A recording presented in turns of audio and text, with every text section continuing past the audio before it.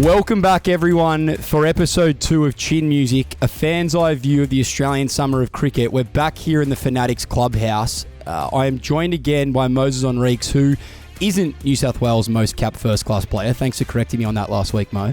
Well, you didn't say most capped first-class player last week, Tom. You said New South Wales' most capped player, which I actually am. So I think for the writers who wrote in, that they forgot to check that it was first-class cricket and one-day cricket together.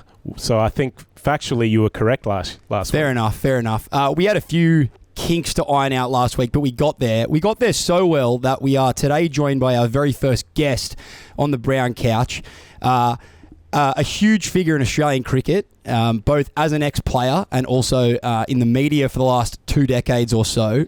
Brendon Julian, thanks a lot for joining us. It's a pleasure. It's great to be the first guest. You're starting at a very low base, so I'm happy just to get on board because I'm sure in about a year's time when you're flying high, you won't call me back. I think we had pretty close to 10,000 impressions across all platforms, Mo. I'm pretty happy with that. Have you just put a bit of Tom tax on that?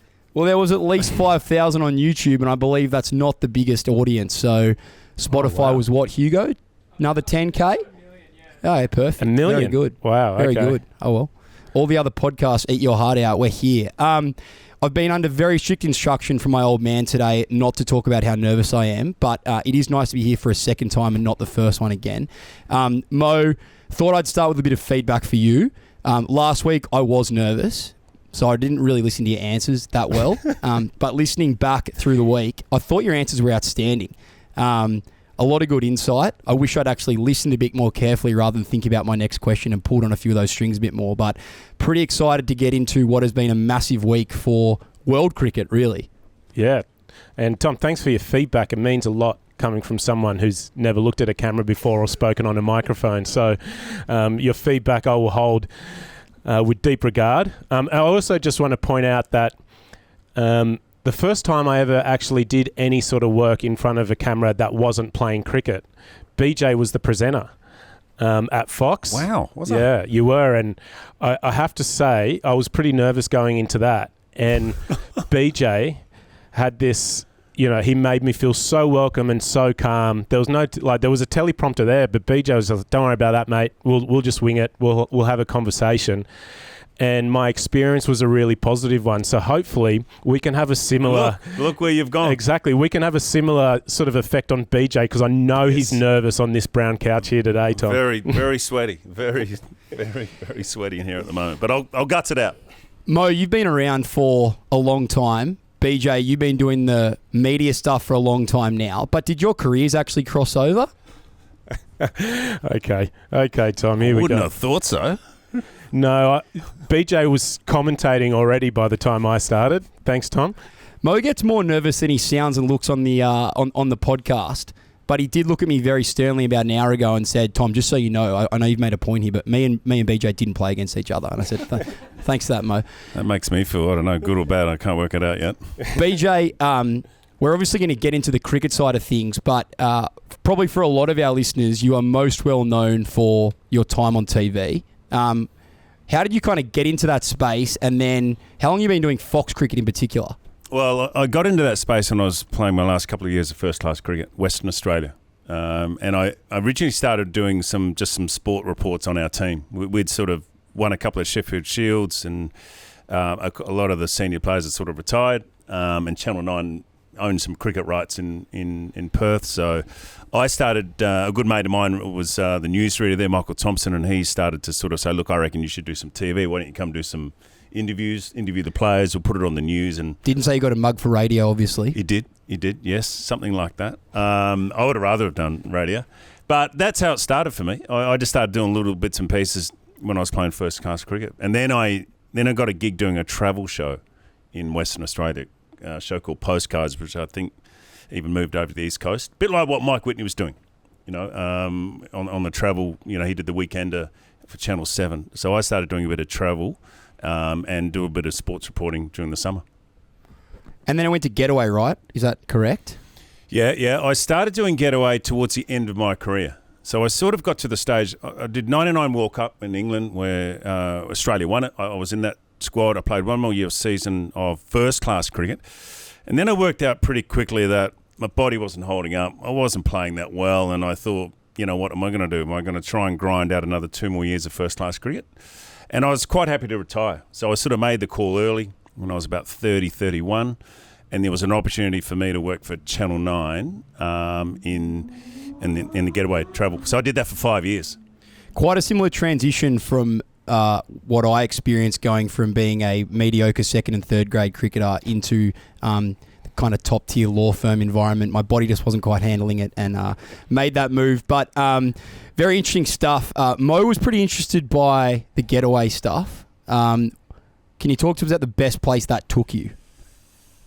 Well, I did many good sort of areas and places around the world. I suppose one that stands out for me, I went skiing in Zermatt in Switzerland, which is at the bottom of the Matterhorn, and you can ski through 3 countries. So I did that one. That was one of my probably favourite destinations. The only downside, though, I'd never skied before. I was going to say, you kind of skied much growing up in Perth. No, never skied much. Actually, never skied at all.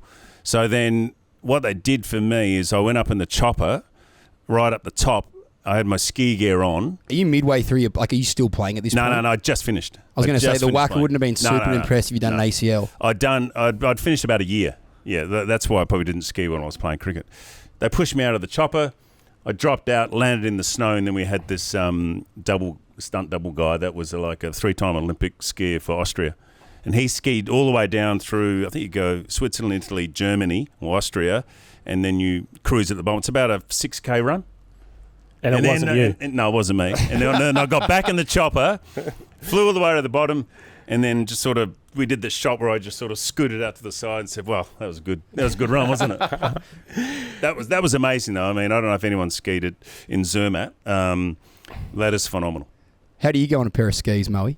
I haven't skied since one of my first ever primary school camps at Thredbo. So it's been 26 years since the last time I put a pair of skis. Do you call them a pair of skis? Is that what you call them? Yeah, I'm not much of a skier myself. Did you actually get any skiing in on that trip? So on that trip, I said, look, I'll do that, but you got to give me some lessons. So I had another week there of ski lessons, and then every year I put my hand up to do a ski thing because I wanted to get better at it. You know, I sort of wasn't playing cricket. I was in the winter, and I thought, oh, well, while I'm doing this, I might as well see if I can ski. I'm not a great skier, but I can get down. It's all right. Most members at the Australian Golf Club are skiers, Tom, so BJ had to learn how to ski to fit in. Exactly right. They're normally pub owners as well and publicans, so I've got to drink as well. What a shame. All right, we do need to jump into some cricket stuff, but before we do, remembering here that this is Chin Music, part of the Fanatics podcast group. The Fanatics are Aussie sports fan and international party people who organise events and merchandise for passionate Australian fans. For more info, head to thefanatics.com. If you would like more of myself, Mo, and the other epic guests we get through the summer, head to Instagram or Facebook at The Fanatics. On YouTube, it's Fanatics TV, and the Fanatics website can be found at thefanatics.com. Big Wazza was just talking about the Sri Lanka tour coming up. Sounds like some big things. Moe's eyeing an invite to that one, and BJ might go for a couple of days of tan time as well. So get in there, get involved. Plenty to be offered from the Fanatics. Just before we move into the test stuff, I want to talk about, because we got away to a flyer on BJ's getaway experience. The 2 things that I thought were coolest as a complete cricket nuffy, looking at your career, obviously, we're going to talk more about your individual performances, which that'll be 5 minutes. Were very impressive, but kind of the 2 things growing up in the 90s that I remember or have stuck with me are the Manchester Test in 1993, which was actually your debut test. Yep. With Slats. Michael Slater and I debuted same test. Yeah. And whose number is who? My test number? Well, so what happened was we both obviously debuted and we got given our test numbers. And I was 356 and then Slats was 357. And what happened was because we won the toss and we batted first, Slats thought that because he took the ground first opening the batting, that he was 356. And I said to him in the shower when he showed me his tattoo in the second test match, his number, and I said... So it wasn't the second day of the first test match, it was by the second test match. I thought it was you that got the tattoo, BJ. Do you reckon? Have you seen Slats? He's got lots of tattoos. So I said to him, mate, that is my number. And he said, no, it's not. I took the ground first. Maybe I he was opened the just a batting. massive fan of yours, though. Yeah, well, no, I don't reckon he was. And I said, that's my number, mate. He goes, no. So we got the manager in, and then I had to give him my number. So I had to sign an affidavit and physically, through the documentation, and they had to register it and all that sort of stuff to give him my number. Because once he had the tattoo, and then he had his Ferrari with a number plate on it as well. Oh, so they didn't have the old tattoo cleaners that they do these days, where he could just laser. No one even really knew I even debuted in that test anyway. I mean, that test match was a blur for me because I was in the 12 and we were going to play 2 spinners. It was raining in the morning, day 1, and as AB went out to toss the coin, he just looked at me and went, you know what, BJ, you play. And then he walked out because we were going to play. Tim May was going to play. I wasn't even going to play. I didn't even have all my gear at the ground because we'd already decided the night before who was going to play. And then in the end, it started raining in the morning. Him and Bobby Simpson just went, no, just let BJ play. And that was my first test. So basically, no one really knew I played my first test until you brought it up then. That's brilliant. And how, in terms of preparation, it must have been a pretty relaxed prep going in if you didn't even think you were going to play. Well, I didn't have all my gear there. And then I had this bad moment feeling. I'd left my cap back in the hotel, which I did. So I didn't even have my cap. Is this pre the cap presentation being a massive thing like it is today? None of that. No, none of that. That test match was all about Warney playing his first Ashes, Michael Slater playing his first test. So all the build-up and the media and everything was about Warney and Slats leading into the first test match. So it was just, it was just an afterthought that I played. Yeah, okay. Interestingly, I wasn't meant to play. I'm the accidental test cricketer. It's kind of a good way to do it, though. We batted first as well, so I didn't. I sat around for a couple of sessions before I got my duck. Does that mean you had a couple of pints of ale the night before? I think you always had a pint of ale, but it was Morley 4X. It was over a major sponsor. And I remember getting off the plane when we first landed in England in London. We couldn't get all our bags on the bus because there were 40 cartons of 4X and all the golf clubs. And we had to get another bus to get all our cricket gear. That's what I remember standing around Heathrow. Yeah, that's incredible. And, of course, in the innings that you would eventually take your first test wicket, Phil de Freitas, how out? Come on. Was it bowled or LBW? I think it was LBW. LBW, yep. And then you got Alex Stewart bowled. Yes, missed it off the pad. Just swung back in beautifully. And unfortunately for you, both those test wickets fell after arguably the most favourite or most famous test wicket of all time. Warney's ball of the century. Yeah. Well, that's actually my ball, though. Because what happens, I don't know, Moe might know as well. You play your first test as a bowler, you get to keep the ball. So I didn't even get to keep the ball. Awesome. So he's actually got my ball. So everyone says it's Warney's ball. So I say, mate, it's actually mine. So you don't have the ball from that test match. That would have been groundbreaking. I had to give it to him. So firstly, no one cared about it as my first test. Secondly, that's actually my ball. And when I took my first wicket, no one even celebrated. I ran down the wicket. Right? And I'm standing in the middle, and the boys are, talking. And I'm like, oh, surely they're going to congratulate me. Boys, first test. Oh, yeah, well done, BJ. And then we turned around and kept looking at the screen because they kept showing Warney's ball of the century. So no one even really congratulated me on my first wicket. Tom, this is incredible. This is That's standard, though. How can one man play a test and be robbed of not only his number, but his ball as well? Yeah. It's incredible. But this is the fan's eye view, Mo. The fan getting a view into something that you would otherwise not get any insight into. So that's what we're all about here at Chin Music.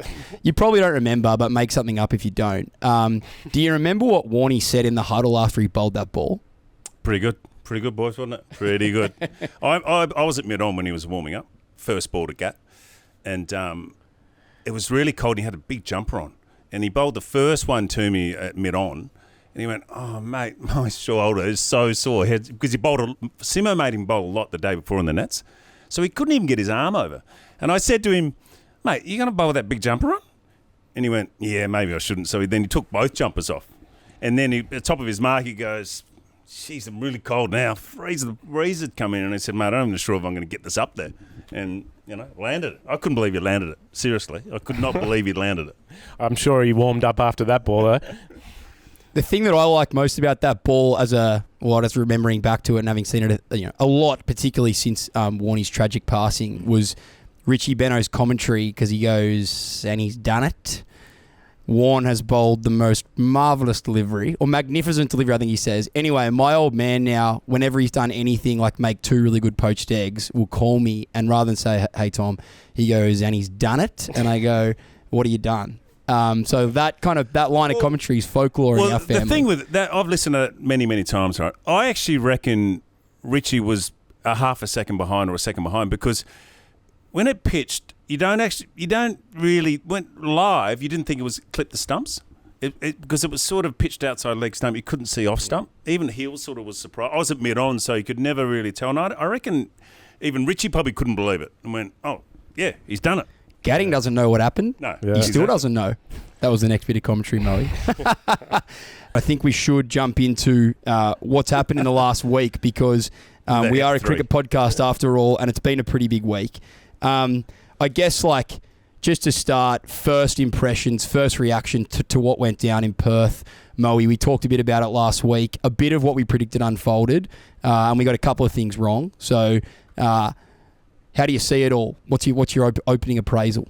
Which part of what we predicted unfolded, if you don't mind me asking, Tom? So, you called Jasprit to have a big summer. Yeah. He started with a duck, which I was quick to text you about. Yeah. But then obviously bounced back with a pretty incredible second innings effort. Yep.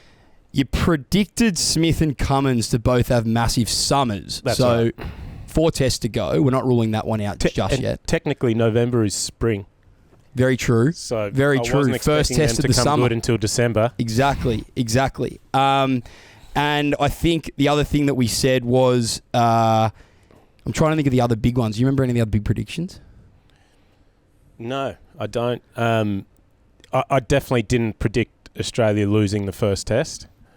But, sometimes that just happens. That's cricket. And I think what I will say in defence to the Australian team at the moment, if Australia go into the first night, they went in, 6 for 70 from memory, or 7 for 60? 7 for 60 they went in. If they went into the first night 3 for 70, say, and I know we're throwing out, things that we can't change about the past. But I think what some people don't realise is once you fall so far behind in a game, and they'll still only, even at the end of the first innings, they're only 50 runs behind. But that meant that the Aussie bowlers were out again very, very soon. They were tired. They'd bowled for the majority of day one. They're out there again day two. If we took some early wickets with that new ball, which we didn't, and KL and Jaiswal batted for a while and I guess broke the back of the Australian bowlers. Do you think the Aussies had expected there to be, I'm guessing they'd expected there to be a lot more on the wicket the second and third session of day two? Yeah, well, I think what disturbed me, or what was worrying for me, was to see how Mitch Stark and Josh Hazlewood sort of batted for so long at the end of Australia's first innings, even though, they might have only put on 20, 25 runs, which in that total was still quite an important partnership. But the ease at how long they occupied the crease was a bit worrying if you're an Australian fan and you're like, we've got to come out here and bowl on this now. And we knew we had to make some early damage with the new ball, and unfortunately we didn't. You've got a lot of captaincy experience. Would you have declared on the morning of day two to try and get what was left in the wicket? The dust has absolutely not settled on this test match, and I've read some rogue opinions, and one of them was that we should have declared on day two in the morning to get the most out of the wicket morning of day two. What do you reckon about that?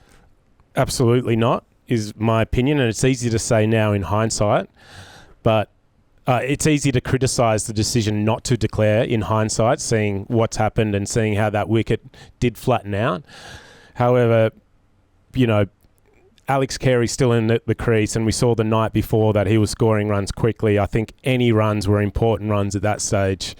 Get us up to level. If we were lucky enough to get up to level score or close to it, completely different game. So I just wouldn't have been declaring. There's no way I would have assumed that the wicket was going to flatten out like it did. But as I mentioned earlier, I just think if we were able as a batting unit to go into the first night, maybe, battling it hard and only losing 3 wickets instead of the 7 that we did lose, which can happen in collapses and when bowlers get a bit of a steam up like Jasprit did. I just think that test is a completely different test match. What did you think of Jasprit, BJ? Being a fast bowler from WA, definitely got the most out of the conditions. Yeah, well, he's a good bowler. He's a quality bowler. The key to his bowling on that pitch is he bowls at the stumps and he forces the batsman to play. He angles in and hits the seam and takes it away, or he'll shape it away as well. But that was the one big thing. And I look at some of the Australian batsmen. I think they were thinking about, I've got to let the ball go. I've got to let the ball go. But he doesn't allow you to do that. You got to get forward to him. You can't afford to shuffle on the crease because he's a skidder.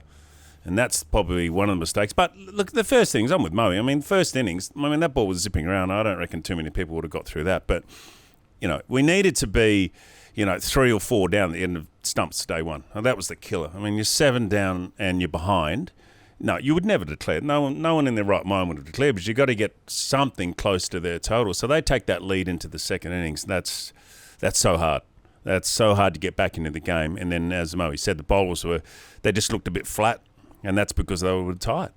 And that makes it difficult to get back into the game. How much of it was the wicket into day 2 and 3, and how much of it do you think it was the Australians? Were they fatigued? Did they lack a yard of pace, bit of zip in that? Because as a fan watching, they certainly didn't look as threatening as they usually look, but it was hard to know whether it was conditions, heat, and whether they were maybe a little bit underdone. What do you reckon?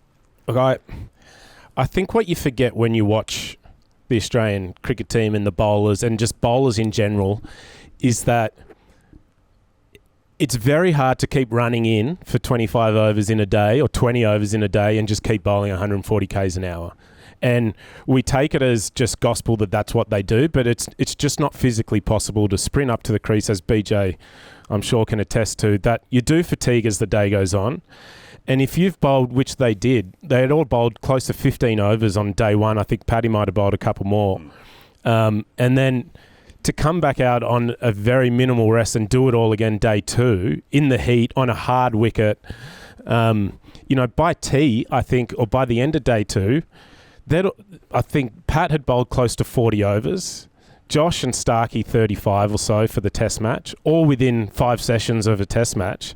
And there's just no way you can expect any bowler, no matter how fit they are, no matter how much lead in they've had, to be firing into their 34th over in consecutive days as they were in their first spell on, in the morning of day 1. Well, also don't forget, what the Indian batsmen did well is they took it to the Australian bowlers. I mean, so often teams come over here and Pat Cummins bowls 25 overs, a couple for 40 runs, and then Josh Hazlewood probably bowled the best. But they took it to the Australian bowlers, and that's a difference. Most other teams at the WACA and around, or in Perth or other grounds, is they sort of let the bowler get on top of it by letting the ball go and not scoring. Mate, they come out and scored straight away. So all of a sudden, the lead goes from 50 to 100, 150. It's game over. Can't win the game nearly. And then that's where you get a flat, and then obviously the quicks are tired. You needed probably Nathan Lyon to really bowl well and take wickets. And Mitch Marsh, he looked short of a gallop. He bowled well in the first innings, but even he's tired and sore. And that's leading in the second test. So there was a few factors, I reckon, that had a few moments where the game just got away so very, very quickly. And I think the Indian batsmen put the pressure on the Australian bowlers, and they knew that they were tired and a bit flat. The media have pulled on absolutely every thread that can be pulled on in the couple of days since. And one of the things that's been written a lot about is the fact that we were struggling for momentum, India were on top of us, and Pat didn't have any answers as captain. I mean, I cannot imagine anything worse than being in the 35-degree heat with batters batting like they were batting and then needing to come up with the answers with a tiring bowling unit. Mo, is that just is there any situation where a captain can do the right thing there? No, well, often the right thing will just be when the wicket falls. So, you can have all the plans you want. You can execute the plans, but if the batters outlast those plans or outlast those questions, the only answer that the media want or that the commentators want is a wicket or is a breakthrough or for Australia to win. And unfortunately, we couldn't get that. We couldn't pose those questions. I think that opening partnership in the second innings, as BJ sort of mentioned earlier, just, it basically put the nails in the coffin of the test match, and we had to do some damage while the bowlers were still somewhat fresh, and then they can sort of run on adrenaline a little bit. But when you're none for 150, you still got the batting that India had in the shed. Obviously they're still coming in and steaming in, but it's very hard to then find these answers or find these questions to pose to the Indian batters. They've tried multiple spells already of the stuff that they did in the first innings, and it's not quite working. Typically not a huge spinning wicket. Indian players are typically very good players to spin, so there's only so many questions you can pose. It might not look like we posed that many questions because we didn't get that breakthrough, but no one was saying that in the first innings when the wickets were falling. I think I would jump in and say, I just thought we bowled a fraction short. And we talked about Bumrah and, the Indian bowlers, they pitched up. They pitched up a lot more, where I think we just probably bowled a fraction short. And when they did drop short, it worked. Kawhi just skied one as soon as he got a short one, which was unfortunate. Well, it's funny there because I'm not even sure that was the right shot to that one either. That to me just looked out of character. This was a grinding time where you just needed to get to that first hour on the new day and really play some hard-nosed cricket. Yeah, I don't think that was all that short, that ball. It might have also, as BJ mentioned, I think, both Bumrah and Siraj actually both, quite skiddy and very different, like a very different trajectory to the three Australian seamers who are all quite, they're all 6'4", 6'5" and above, and get a lot of bounce, where those guys, they're not quite as tall, and a lot of the Australian batters will feel like they have to play at a lot more balls. But it's more, you can talk about the bowling as much as you want. At the end of the day, we didn't bat very well. We were horrible with the bat. I mean, that's the key. I was going to say, a lot of what we're coming back to here gets us to the batting. There's been a lot written about the batters. In particular, I guess, while McSweeney is accepted, he's going to get another test, probably another two. Pressure continues to mount on Marnus and Steve Smith. I don't know why the pressure is on Steve Smith. I can't work that out. I mean, this is a guy who has an impeccable record, opened the batting for Australia last year, slipped back to 4, missed out in one test. So I don't think the pressure's on Steve Smith. I think the pressure on them on working out how they got to bat and score runs. They won't be making any changes for the first 3 test matches, I don't reckon. Yeah, I mean, I completely agree with those comments there from BJ. I just can't see how you can pick a team for the first test and say that that's going to be your best team, and then after just one test match, decide that it's no longer your best team leading into Adelaide. I think we have to give them a chance. And I think some of the players named there, like you mentioned Marnus, he's played 51 tests and averages 49. And I know... And he got 90 in the test before this test. Yeah, in a really, really important knock. I called that game down in Croatia. He batted really, really well. Look, I'm not saying the pressure's not on Marnus, but they're not going to drop him unless he misses out in the first 3 test matches. They may look at it. He'll definitely go to Brisbane and play up there. I think one thing with Marnus is I reckon he probably is thinking about it too much. He's a very natural type of player and reacts that way. But I think I don't know what you think, Mo, but when in that second innings, when he was out there for 50-odd deliveries and also in the first innings, to me, he wasn't looking to score. He was just looking to survive.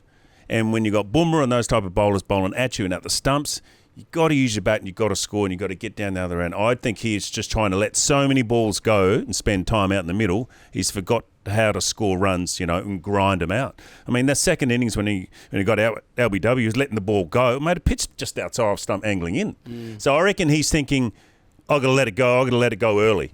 And I don't think that's his natural way. I think he's got to look to score. There were quotes last week from Marnus saying that he was going to try and play the Pujara role, or the role that Pujara played for India last time they were out here and they won. Mo, would you agree? Did he say that? He did. He said he was going to try and accumulate bat long time. That was his approach to it. You got to score. Yeah, well, I think typically, even in first-class cricket, Marnus has always been a strong lever of the ball.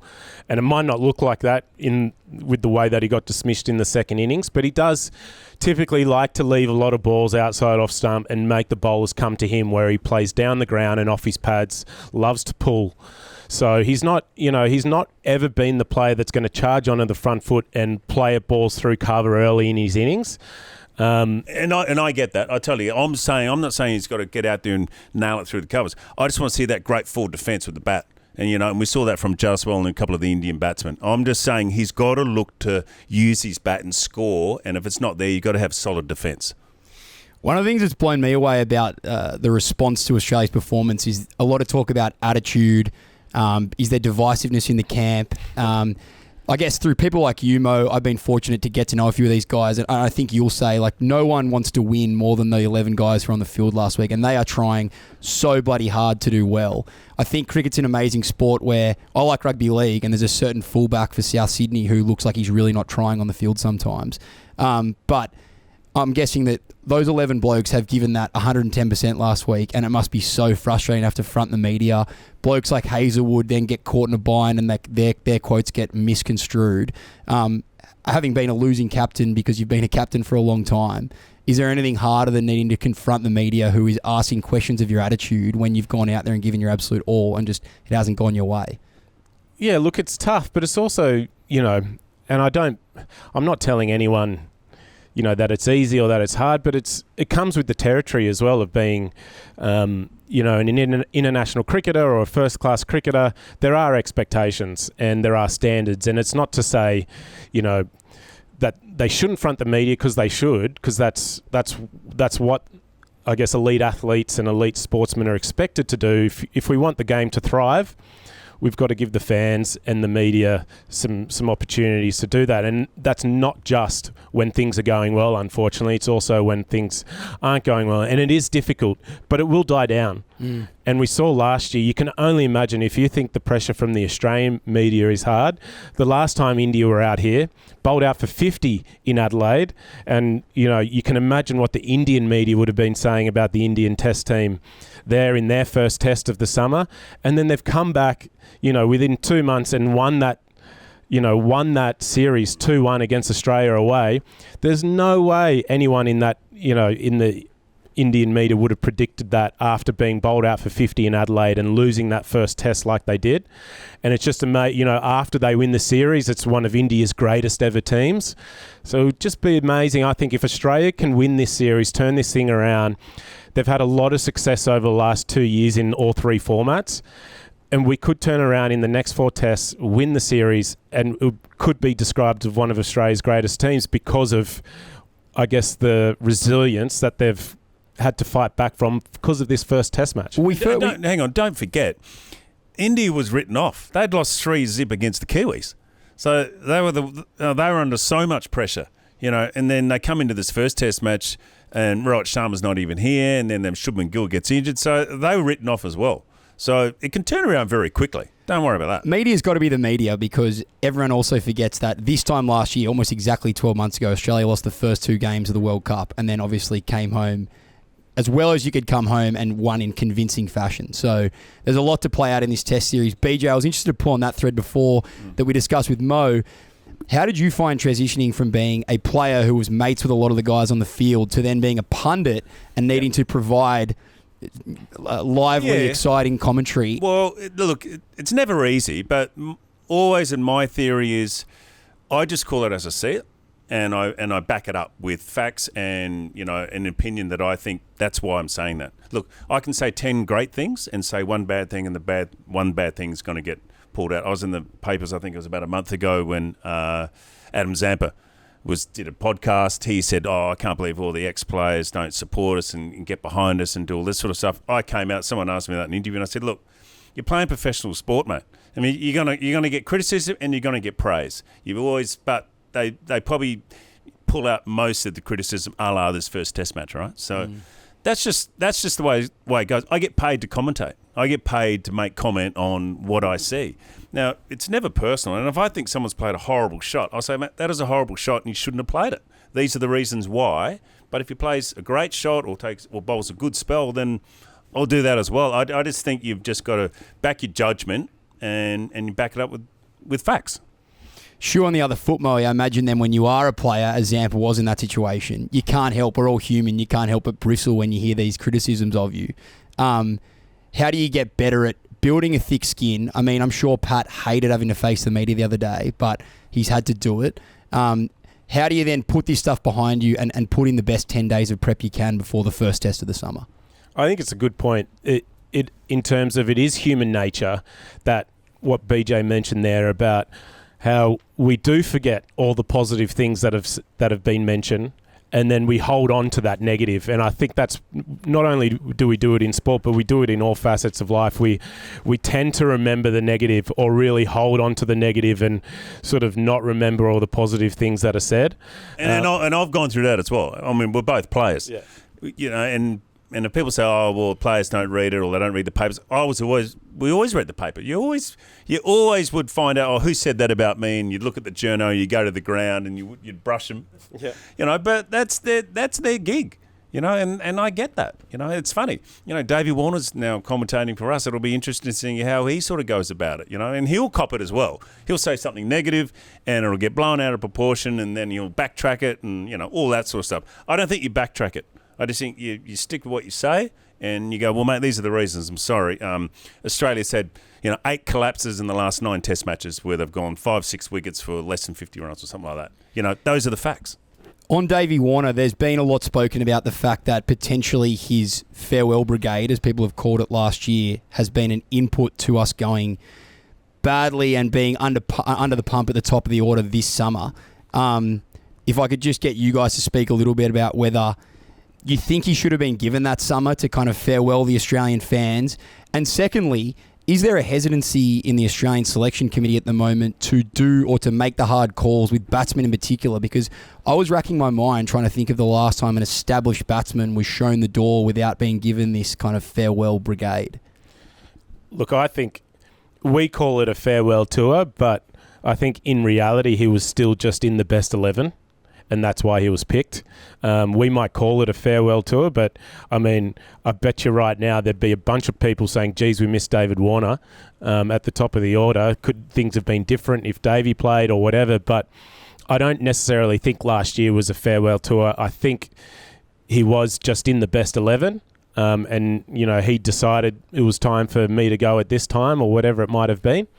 But I also think players of that calibre or of that class, your Steve Smiths, your David Warners, and Marnus is well on his way to being that, as is Travis Head.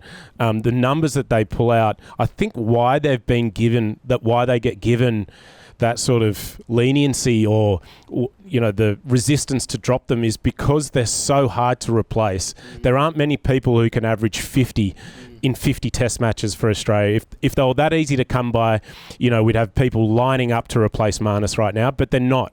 They're very hard to come by, and unless there's a better batting option, then there's no point of just dropping Marnus because he's a little bit out of form. Yeah, I agree with that. I mean, last summer, David Warner was in the top 6 in the country. I don't think he's batting at his best. Don't worry about the last couple of years. I think he's been sliding down, but he's still in the top 6 in Australia. That's why they kept picking him. And Mo's right. There wasn't anyone knocking on the door. Cameron Bancroft, yes, he scored the most runs in Sheffield Shield cricket, but he probably wasn't. You're looking at him, and then you're looking at Marcus Harris, and you're looking at David Warner. You're picking David Warner. I mean, you just are.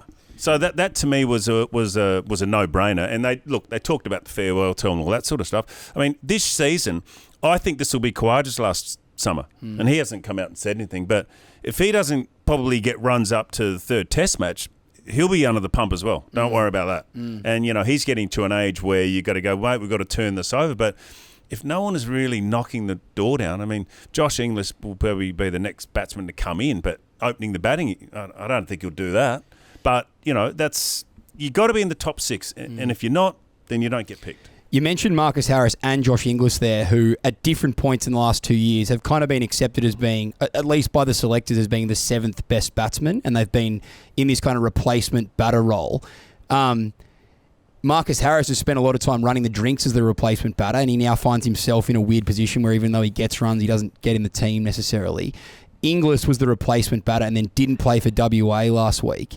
What do you guys reckon about that? Like, should these guys be kind of keeping the fire burning by playing Shield cricket when they're waiting to get in the team? Yeah, I hate the replacement rule. I mean, because I just think a bit like Matt Renshaw last year, just carried the drinks everywhere and hardly get any opportunity in first-class cricket. I would rather than play first-class cricket. I mean, back in your day, if you don't get in the Test team, you just go straight back to the Shield team, right? Yeah, you just go straight back, and you're not playing the Test. Bang, you're going to play a Shield game because you've got to get that batsman ready. You can't suddenly follow the Test team around, then you might get to play the last Test and you haven't had a hit for a month and a half.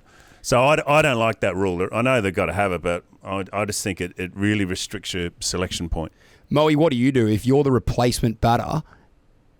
I mean, would your preference to be to go back and play for New South Wales if you aren't in the best 11 to then keep the momentum, stay in form? I think I guess the natural mindset will be to keep batting as much as he can in match situations, but I'm not sure. I'm pretty sure that decision would have been made and taken out of Josh's hands. I don't think he would have had a say on whether would you prefer to stay with the team or go back to the Shield team. I think, I'm sure he would have loved to turn out for WA and continue to churn out runs. And that's one thing. When you're batting well, which he is at the moment, and scoring runs, you want to keep batting. So I'm sure he would have loved to turn out and play for WA. But unfortunately, I think because of the concussion rule and the replacement rule, Australia thought, or the medical team at Australia and the high performance team believed that it's too much of a risk, and maybe it is for the moment when there is. It's a really tough thing to, I guess, balance, because there wasn't a concussion in the game, but if it was and no one's available, what do you do then? I don't know the answer there. It's like being on tour, I suppose. You've got a group of players there anyway.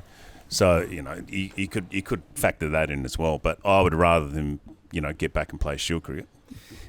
Speaking of being on tour, I want to go back to some of your stories, because we're lucky to have a guest this week, Mo. Last week we just had the Gesky. BJ's done an outstanding job of coming in and replacing the Gesky. The Gesky did still keep the beers cold, which is great. The last thing I wanted to just pull on from the Test match, because you guys are kind of from the consecutive eras in professional cricket. There's been a lot spoken about the friendly Aussies and the fact that the two teams looked very nice to each other.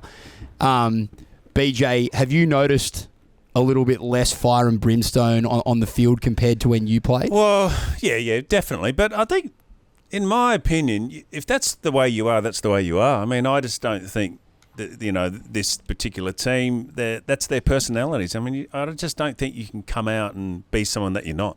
I mean, I was never a sledger anyway. I was probably good enough to play, so, I couldn't really sledge anyone. But I think, if that's not Mitch Starc, that's not Mitch Starc. If that's not Hazel, that's not Hazel. If that's not Pat Cummins, it's their personality. And when you start to force things and go, I want to be the ugly Aussie, or I want to get in their face or whatever, it doesn't work anyway.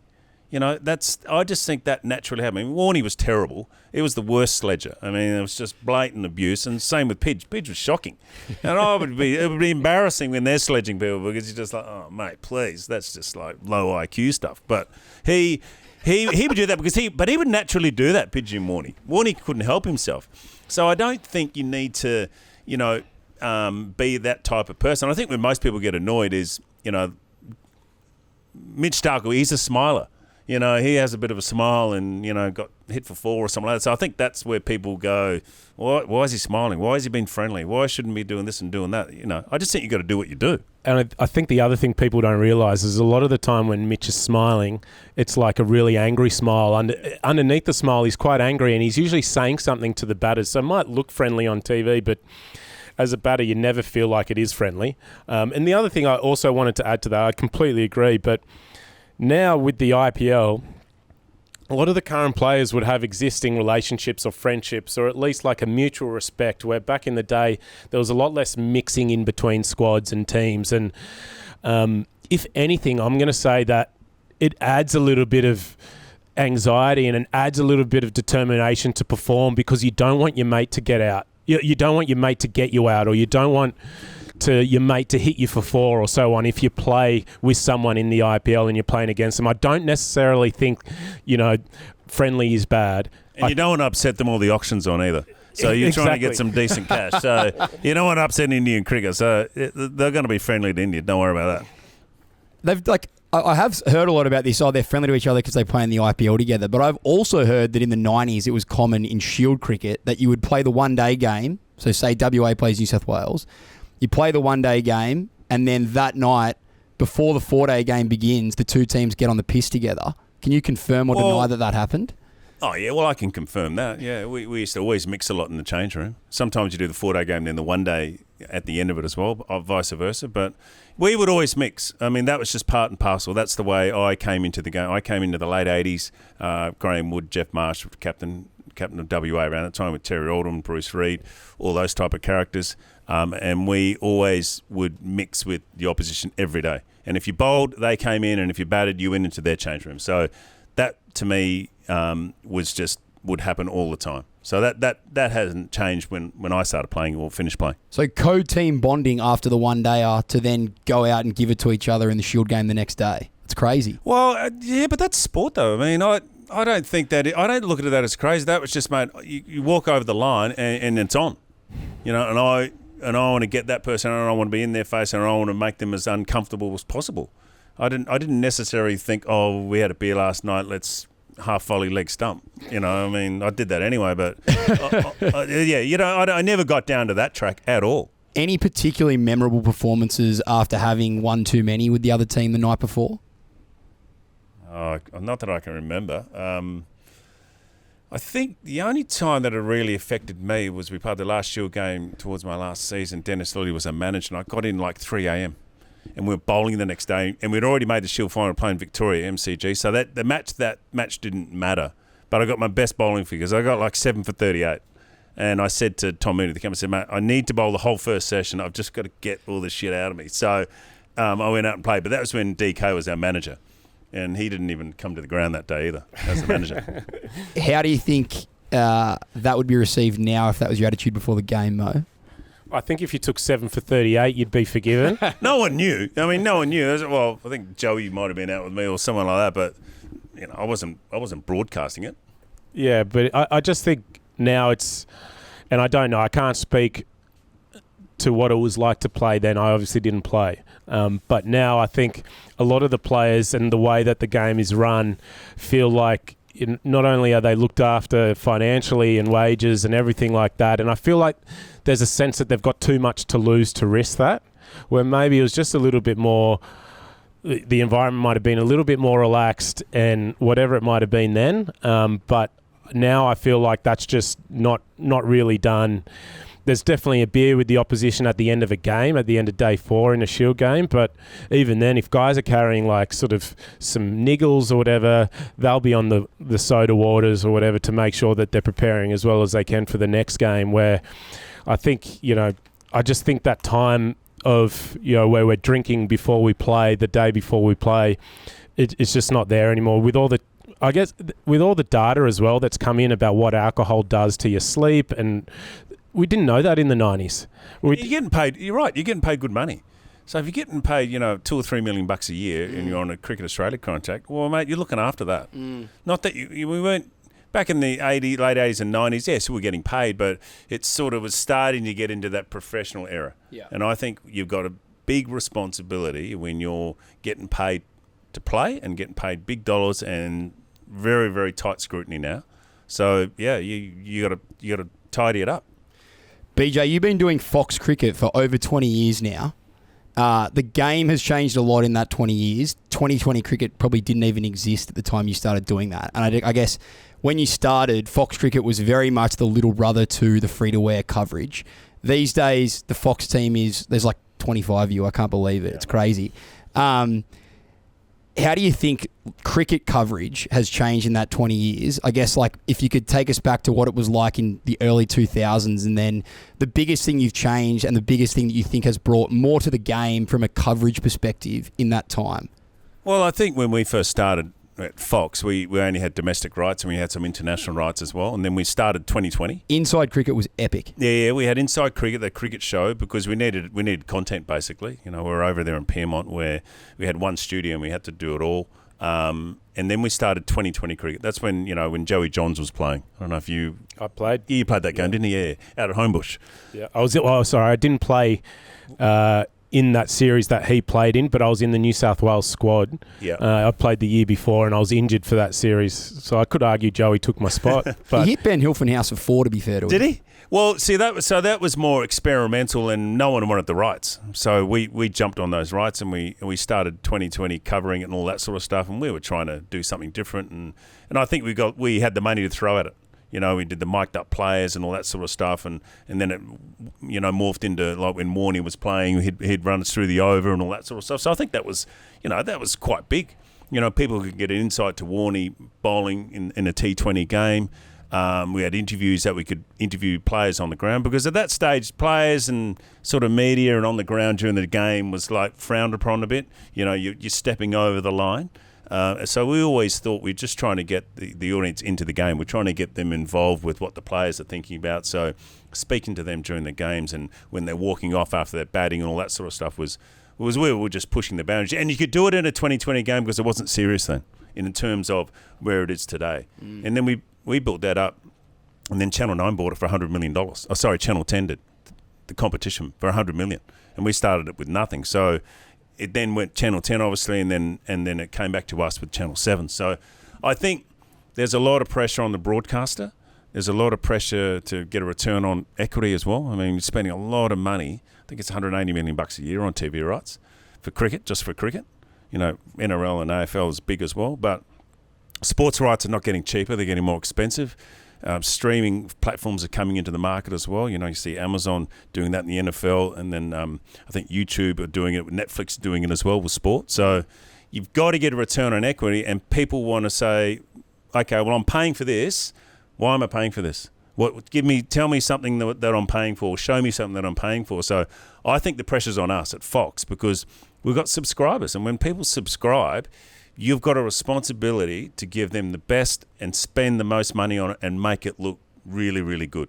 So I think from a free-to-air point, you can just plug it on, it's free-to-air. But for us, we have the responsibility of people paying for it. So you've got to give them something. You're in your Venroy today and looking very handsome. I know Mo keeps looking at you with envy because there was a lot of talk about he was being the best-looking co-host on this show last week. So it's good to see him come back a peg. I've also noticed that there's a new deal for Fox with Peter Jackson. How do you feel about those suits? In particular, I'm keen to get your view on the double-breasted number that I'm seeing a lot of them wear. Look, it's funny you say that, right? So I spoke to the wardrobe people at Fox, and I'm like, mate, what is going on with the double breast and the copper? And what it is, and tell you what, it's a good example of what I was just talking about. They're happy to push the boundaries on it and make it look a little bit weird. And the reason that they're doing that is because they want to get people talking about it. They want to get people saying, what's going on with the double breast? Why are you wearing, Warner's wearing the copper? And Junior blows up all the time, Mark. Well, he hates it. He just, it's hard to push him on the boundaries on clothing because he's pretty straight.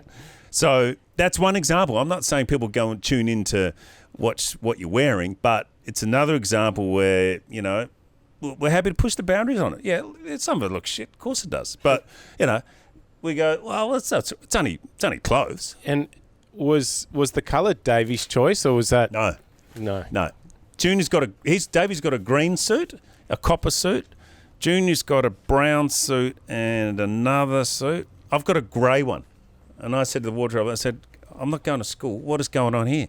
But that's what they're happy to do. They're happy to make it look sometimes unusual. I thought that suit that Davey was wearing was like a Versace number or something like that, and he packed his own. He packed his own to the day. Peter Jackson, you're right. Yeah, okay. The suits are all lined. You go down the wardrobe, you got 4 suits for the whole summer, and they'll just send them straight to the ground, and you just walk in and they'll go, it's already laid out for you. You just put it on. I saw some incredible video that was like a men's health video. It's like a slow-mo across your face, Kerry O'Keefe. Yep. I think you were in like a 3-piece number in that, and there's a bit of Otis Redding playing in the background. Yes. That's quite a contrast from BJ to Kerry. Yeah. I think Kerry's got you're right. It Kerry's got the KOK on his little... Yeah. He gets his shirts made because Kerry, that's what he likes. He said, look, I don't want to wear those. He's quite stylish. He's into his fashion skull. Is he? Oh, yeah. Don't worry about that. He's got... the handkerchief matches all up. Yes, he's got these initials all over his shirts, cufflinks. He's stylish. He's up there. Can I tell you a story about... Please. So, it was just a few weeks ago, actually. My younger brother is a copper. He's a member out at the Royal Beverley Park Golf Course where Kerry's a member.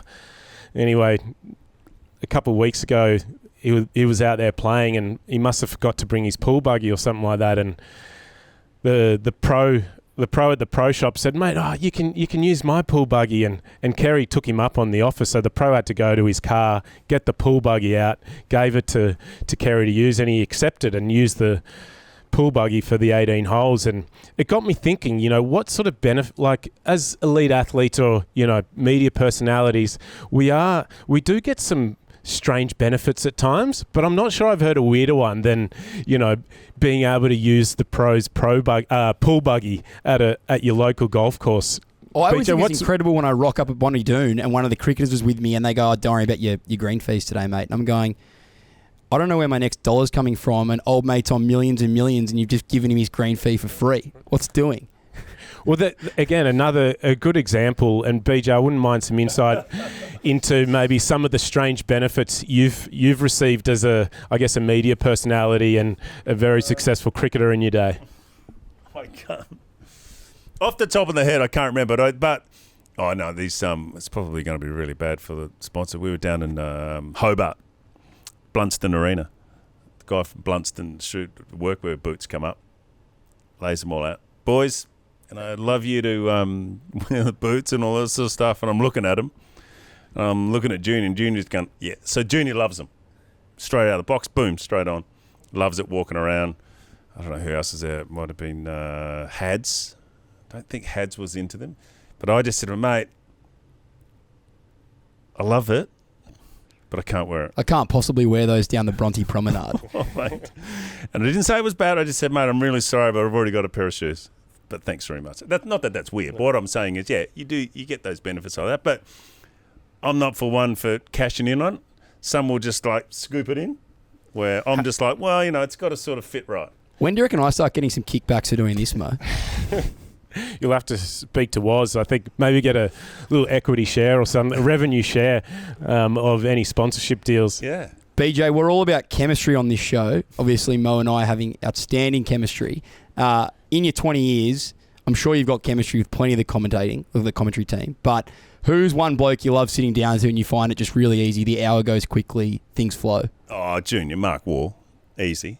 It's an AB. I mean, I've spent a lot of time with AB, but AB and Junior are very, very good. I mean, I love working with Junior because you're right.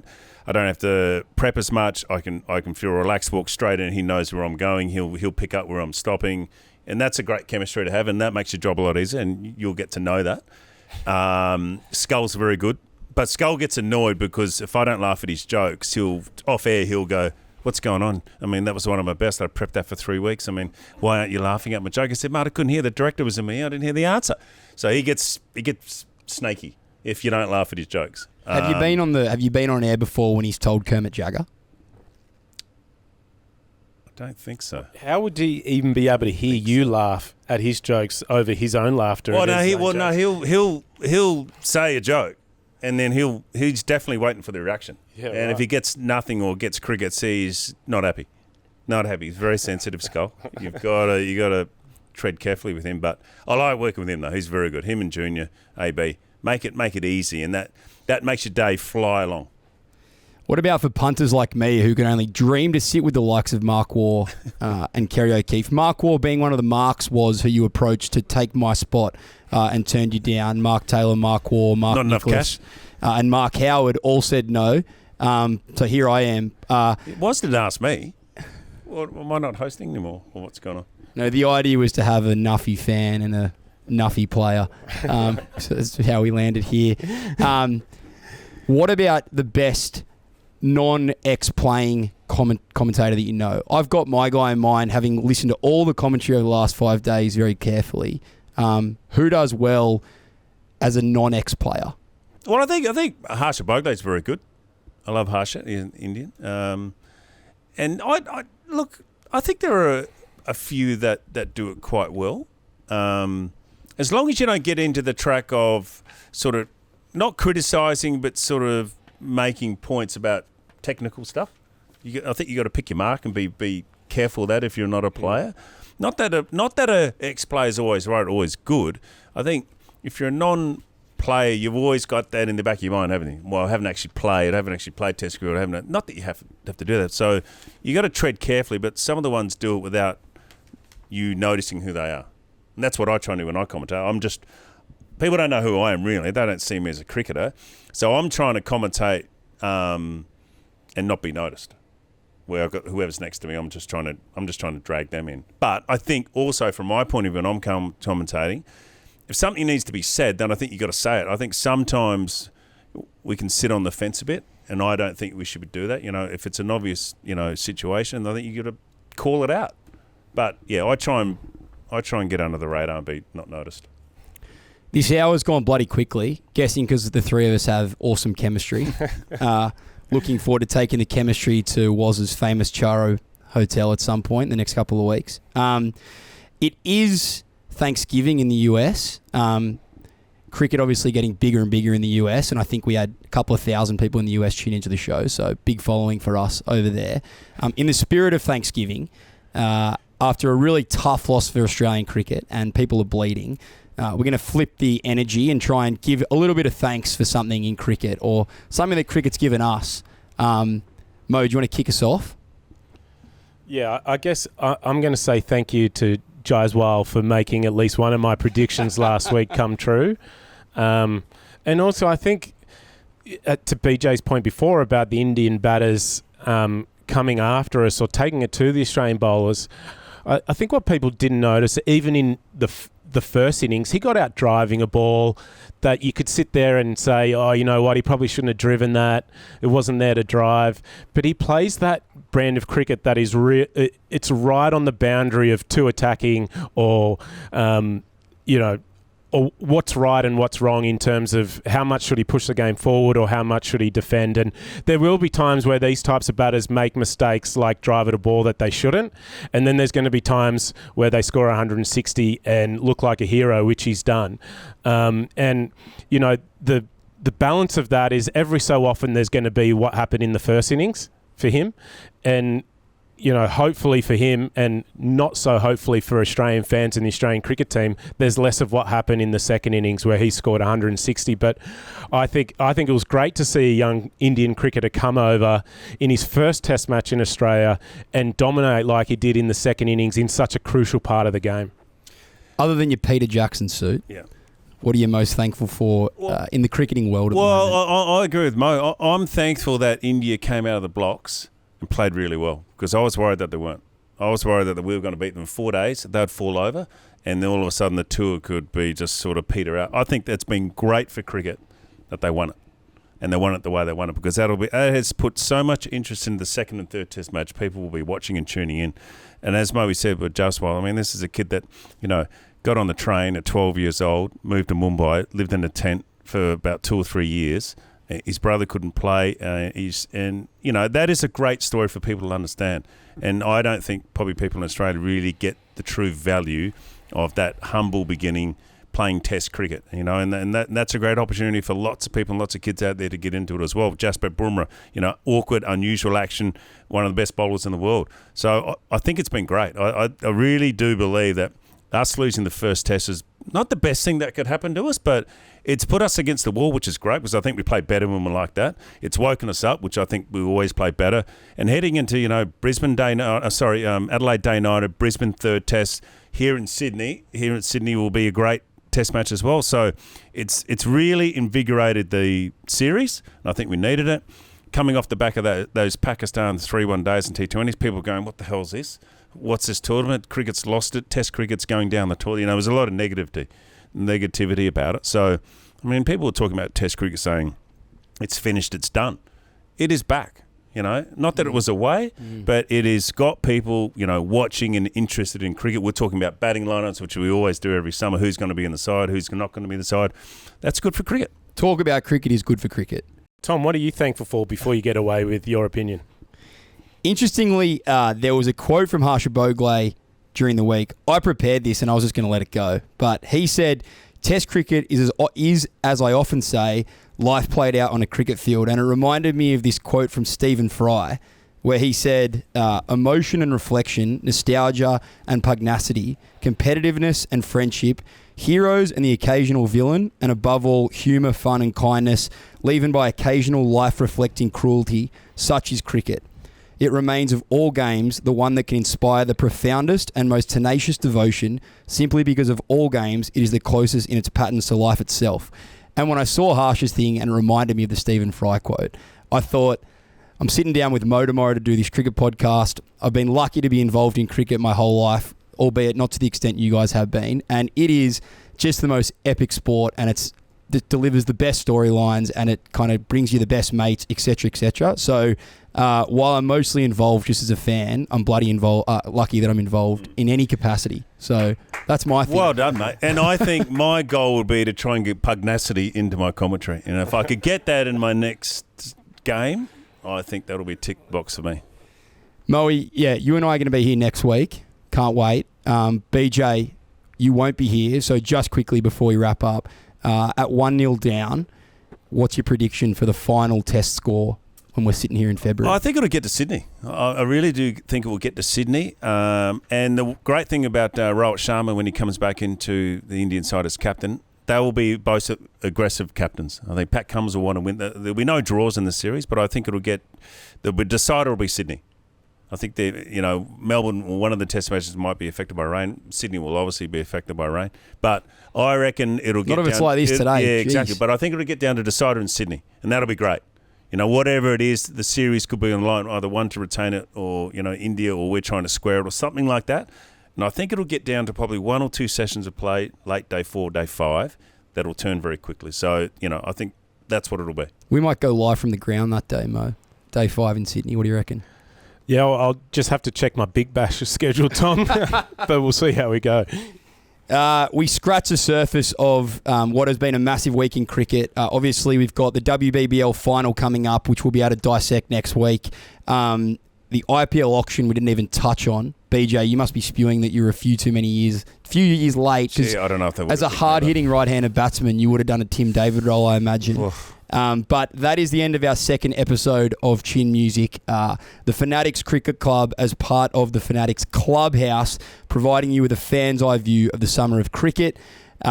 Just a reminder that the Fanatics are Aussie sporting fans and international party people who organise events and merchandise for passionate Australian sports fans. For more info, head to thefanatics.com. And if you want to throw some love behind Chin Music, which of course you do, get us on Instagram or Facebook at The Fanatics. And on YouTube, it's Fanatics TV. I've had an absolute blast. I was pretty nervous sitting down with BJ. Mo is so calm. He makes me feel really at home. Moe, thanks again. Pleasure, Tom. Thanks for having us. And BJ, thanks for coming on the show. Pleasure, guys. I'm so good to kick you guys off with your second episode. And another 5 years I'll be back. Is that it? We'll see how the ratings go, mate. Thanks a lot, legends. Catch you next week. Well, there it was, ladies and gentlemen. Yet another episode of Chin Music. If you enjoyed it as much as we did, please hit the like and subscribe button somewhere under here, and we'll see you on the next one. Oh, yes, Moe!